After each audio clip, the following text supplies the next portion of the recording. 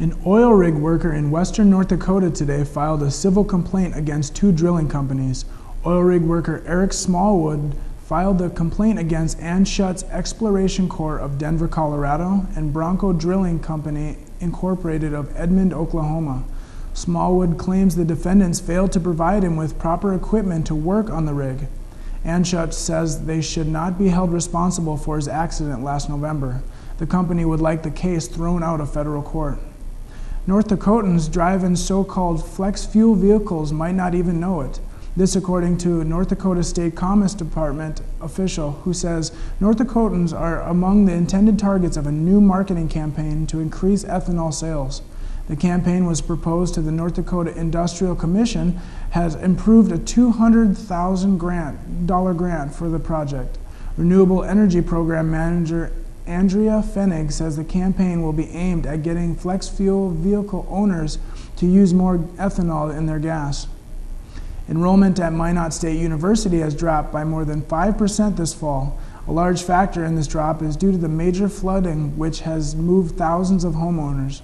The official fall semester enrollment reported by the school Tuesday is a little over 3,600 students, which is a decrease over 200 students from fall 2010. It is, however, smaller than the 10% drop which the school had been expecting.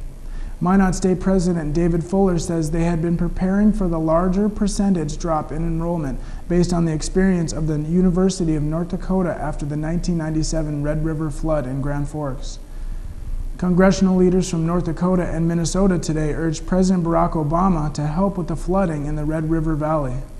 Among other things in their press release, the North Dakota and Minnesota leaders asked the president to include in his budget for the next fiscal year funding for flooding projects in the Fargo-Moorhead area. One of their reasons included, quote, until permanent protection is in place, these cities will continue to battle floods with temporary measures costing the taxpayers millions of dollars annually, end quote.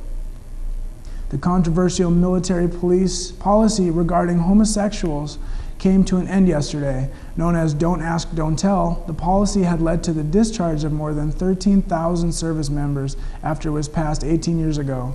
In December of last year, both the House and Senate voted to repeal the policy after a federal judge in California ruled the law was unconstitutional and ordered for the government to stop enforcing it.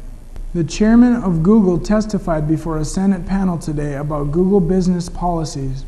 Investigations into how Google produces its search results and whether it favors its own businesses, deflects competition, and hurts consumers have been put forth.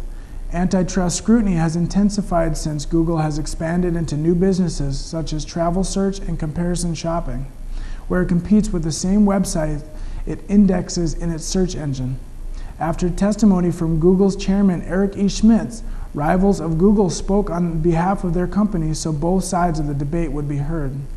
The Palestinian Authority's bid for statehood in the UN Security Council was blocked by President Obama today. This move by President Obama has thrown the weight of the U.S. directly in the path of the Arab democracy movement. President Obama stated that the international community should continue to push Israelis and Palestinians toward the final status issues that have made peace negotiations complex since 1979. In Mr. Obama's address, he said Palestinians must make peace with Israel before gaining statehood themselves. It was another cold day today. Let's find out from Jessica Gulseth if the sun is coming out. Jessica? Thanks, Johnny. It's certainly been cold lately, and that cold is affecting a lot of things. Last week's early frost and freeze halted the growing season of an already immature soybean crop.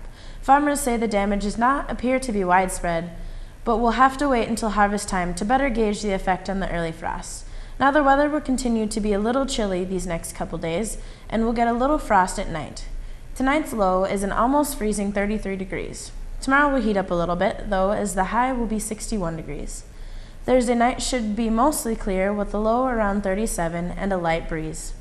Friday will be mostly sunny with a high near 71. Friday night will reach a low around the mid-40s. Saturday will be in the upper 70s, and Saturday night we'll see clear skies and a low in the 50s. Sunday will continue on warming up as we reach a high near 79. And Monday will begin next week off nicely with a high of 78 degrees. So some nicer weather later this week for us all, but autumn is definitely approaching. And now we'll send it back to you, Johnny. Thanks, Jessica. On Monday, the Jimmy men's golf team finished first out of 5 teams at the Jimmy Invite. Top performers for the Jimmies were Cameron Hunter and Brad Quast, who finished in 2nd and 3rd place respectively. On the women's side, the Jimmies tied for first place at the Jimmy Invite. Tracy Gustafsson tied for first place individually, and Kelsey Ross finished in 3rd place for the Jimmies. Both the men's and women's golf teams will be in action again this coming Sunday and Monday as they participate at the Viking Invitational in Valley City. Volleyball was on the road tonight. The Jimmies headed to Valley City to take on conference opponent Valley City State University. The Jimmies carried a 10-6 record tonight's match and perfect 1-0 conference record. Tune in to JCTV tomorrow for the score and stats from tonight's match. Thank you for tuning in on this 21st day of September 2011. Join us tomorrow when we will once again connect the campus to the community. I'm Jerome in Jamestown.